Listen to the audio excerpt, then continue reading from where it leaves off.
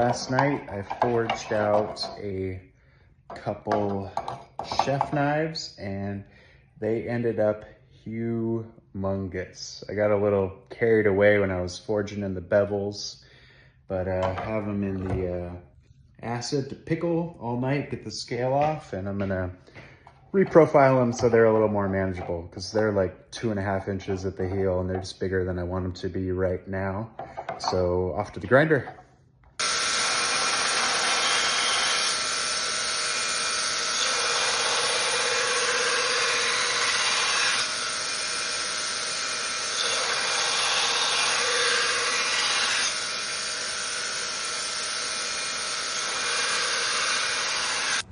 And here's where we ended up with some profiles as forged